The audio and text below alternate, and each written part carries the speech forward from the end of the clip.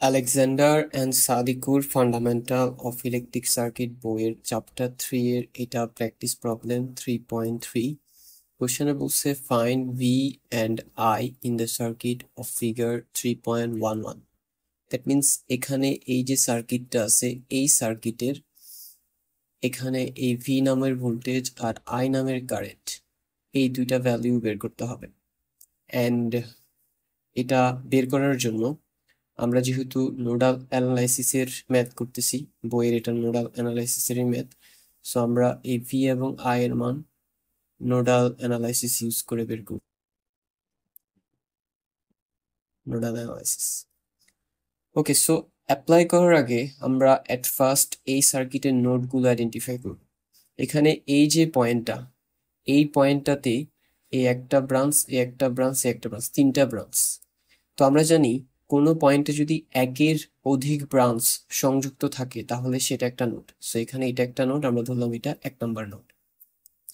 তারপরে এখানে এই যে পয়েন্টটা আছে এটাও একটা নোড, কারণ এখানে 1 2 3 একের অধিক ব্রাঞ্চ সংযুক্ত আছে, আর ধরলাম এটা 2 নম্বর নোড। দেন নিচের এই যে পুরো জায়গাটা আছে এই পুরো জায়গাটাও একটা নোড, ঠিক আছে। এটাকে আমরা ধরলাম 3 নম্বর নোড। 3 নম্বর নোডের সাথে আমরা একটা গ্রাউন্ড কানেক্ট করব, আর যেই নোডের সাথে গ্রাউন্ড কানেক্ট করা হয় সেই নোডটা হয় reference node.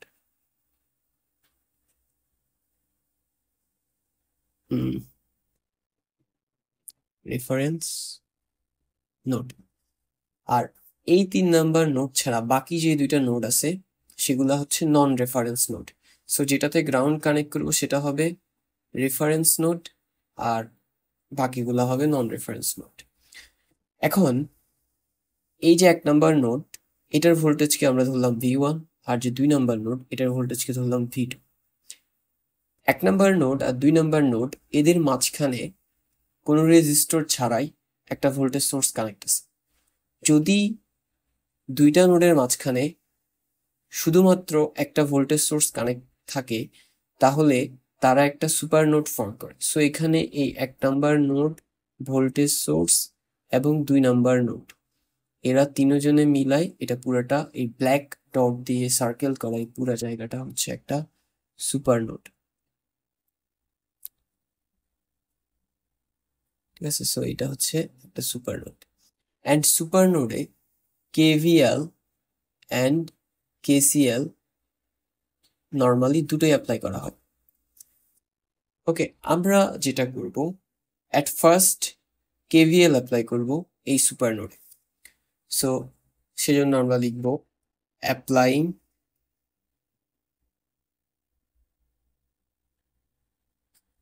KVL at super node. এখন এই কেভিএল অ্যাপ্লাইটা নর্মালি আমরা এতদিন যেভাবে কেভিএল অ্যাপ্লাই করে আসছি সেটা ইউজ না করে একটা ট্রিক অ্যাপ্লাই। সেই ট্রিকটা হচ্ছে আমাদের এখানে এই যে ভোল্টেজ সোর্সটা আছে তার যে প্লাস পয়েন্ট এটা যেই নোডের সাথে কানেক্ট থাকবে সেই নোডের ভোল্টেজ, প্লাস পয়েন্টটা 2 নাম্বার নোডের সাথে কানেক্ট আছে আর 2 নাম্বার নোডের ভোল্টেজ হচ্ছে V2। সো এই V2 মাইনাস ভোল্টেজ সোর্সের মাইনাস প্রান্তটা যেই নোডের সাথে কানেক্ট থাকবে তার ভোল্টেজ, মাইনাস প্রান্তটা 1 নম্বর নোডের সাথে কানেক্টেড, তার ভোল্টেজ V1। সো আগের V2 থেকে V1 কে মাইনাস করব অ্যান্ড ইকুয়াল হবে এই ভোল্টেজ সোর্সের ভোল্টেজটা which is 6। নাও এটাকে আমরা জাস্ট একটু সাজায় লিখবো। ও সরি, এটা V1 হবে, V1।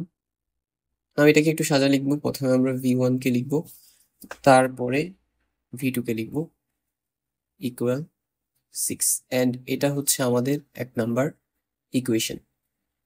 এইবার আমরা এই সুপার নোডটাতে কেসিএল অ্যাপ্লাই করবো। কেভিএল অ্যাপ্লাই করা হয়ে গেছে, কেসিএল অ্যাপ্লাই করবো, অ্যান্ড তাহলে লিখবো অ্যাপ্লাইং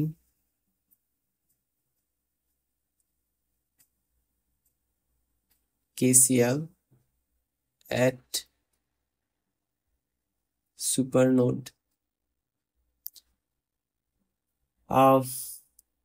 কেসিএল এর যে সূত্রটা সেটা হচ্ছে এই যে এটা, ইনকামিং কারেন্টস সমান আউটগোয়িং কারেন্টস। এটাকে আমরা একটু চেঞ্জ করে লিখবো, আউটগোয়িং কারেন্টস সমান ইনকামিং কারেন্টস। সো সূত্রটা হবে আউটগোয়িং কারেন্টস সমান ইনকামিং কারেন্টস। এখন এটা অ্যাপ্লাই করার আগে আমাদের যেটা করতে হবে, এই নোডের কারেন্টের ডিরেকশন গুলা ধরে নিতে হবে। রিমেম্বার যে কারেন্টের ডিরেকশন আমাদের ইচ্ছা অনুযায়ী ধরা যায়, ঠিক আছে? মানে আমাদের ইচ্ছা অনুযায়ী ধরা যায় বলতে ইচ্ছা অনুযায়ী ধরতে হয়, ঠিক আছে?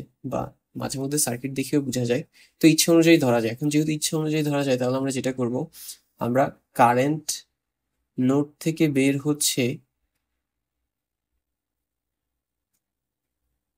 এমনটা ধরবো, ঠিক আছে? তাহলে নোডের কারেন্টের ডিরেকশন ইচ্ছা অনুযায়ী ধরা যায়, এবং যেহেতু ইচ্ছা অনুযায়ী ধরা যায়, তাই আমরা যেটা করব, কারেন্ট বের হচ্ছে এমনটা ধরবো।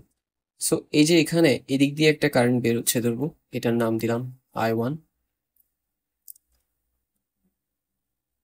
আর নিচে এদিক দিয়ে একটা কারেন্ট বের হচ্ছে, এটার নাম দিলাম I2, এদিক দিয়ে একটা কারেন্ট বের হচ্ছে, এটার নাম দিলাম I3, এন্ড ডান দিকে একটা কারেন্ট বের হচ্ছে, এটার নাম দিলাম I4। সো নাও আমরা রেডি, সবগুলো কারেন্টের ডিরেকশন দিয়ে দিলাম। ফার্স্ট হচ্ছে আউটগোয়িং কারেন্টস, মানে নোড থেকে, আমার সুপার নোড থেকে বের হচ্ছে এমন কারেন্টগুলো। তো এখানে চারটা কারেন্ট আছে, চারোটা কারেন্টই বের হচ্ছে, তাহলে আমরা সিম্পলি চারোটা কারেন্টকে যোগ করব, I1 যোগ I2 যোগ I3 যোগ I4 and equal incoming currents, মানে এই সুপার নোডটাতে আসতেছে এমন কোনো কারেন্ট। তো দেখা যাচ্ছে যে এই সুপার নোডে কোনো কারেন্ট আসতেছে না, সবগুলো বের হচ্ছে, তাহলে ইনকামিং কারেন্ট 0।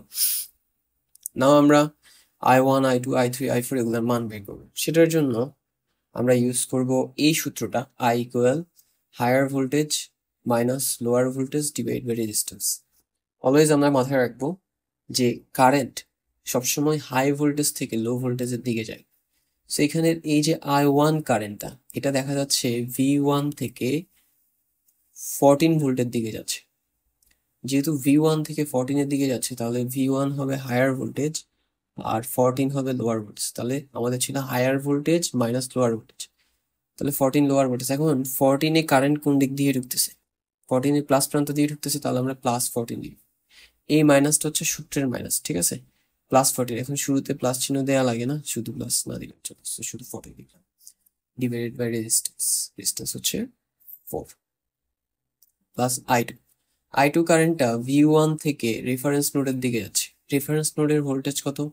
যেহেতু রেফারেন্স নোডের সাথে গ্রাউন্ড কানেক্ট, গ্রাউন্ড যেখানে কানেক্ট সেই জায়গার ভোল্টেজ হয় 0, তাহলে V1 থেকে 0-র দিকে, দ্যাট মিনস V1 হচ্ছে হায়ার ভোল্টেজ মাইনাস 0 হচ্ছে lower voltage divide by resistance, মাঝে রেজিস্ট্যান্স হচ্ছে 3, দেন প্লাস I3 কারেন্টটা V2 থেকে রেফারেন্স নোডের দিকে যাচ্ছে, যার ভোল্টেজ 0, তাহলে V2 হবে হায়ার ভোল্টেজ আর রেফারেন্স নোডের ভোল্টেজ হবে লোয়ার ভোল্টেজ, আর ডিভাইডেড বাই রেজিস্ট্যান্স হচ্ছে 2। দেন I4 কারেন্টটা V2 থেকে গ্রাউন্ডের দিকে যাচ্ছে বা রেফারেন্সের দিকে যাচ্ছে, V2 থেকে গ্রাউন্ডের ভোল্টেজ হচ্ছে 0, রেফারেন্সের voltage 0, divided by resistance 6 and equal 0। এবার 4 3 2 6 এদের লসাগু করবো। 4 3 2 6 এর লসাগু কত? 12। 12 কে 4 দিয়ে ডিভাইড করলে আসে 3, 3 কে V1 দিয়ে গুণ করলে 3V1, 3 কে 14 দিয়ে গুণ করলে 42 হয়। 12 কে 3 দিয়ে ডিভাইড করলে হয় 4, 4 কে V1 দিয়ে গুণ করলে হয় 4V1, 0 লেখা লাগবে না। 12 কে 2 দিয়ে ডিভাইড করলে হয় 6, সেই 6 কে V1 দিয়ে গুণ করলে, V2 দিয়ে গুণ করলে 6V2, এরপর 0 লেখা লাগবে না। 12 কে 6 দিয়ে ডিভাইড করলে হয় 2, 2 কে V2 দিয়ে গুণ করলে 2V2, 0 লেখা লাগবে না, ইকুয়াল 0। এরপরে এখানে এই জায়গায় V1 3টা, এখানে V1 4টা, তাহলে 3টা আর 4টা ইকুয়াল হচ্ছে 7টা V1। তারপর V2 এখানে 6টা, এখানে 2টা, ইকুয়াল 8টা, তাহলে 8টা V2, এন্ড দেন মাইনাস 42। এই 12টা আর গুণ করলে 0-র সাথে গুণ হবে, তাহলে 0 হবে। দেন 7 v1 প্লাস 8 v2, 42টা সমান চিহ্নের উপাশে গেলে এটা মাইনাস থেকে প্লাস হয়ে যাবে, 42, and this is our equation 2. নাও আমরা এই ইকুয়েশন 1 and ইকুয়েশন 2 এই দুইটাকে সলভ করব। তাহলে আমরা লিখব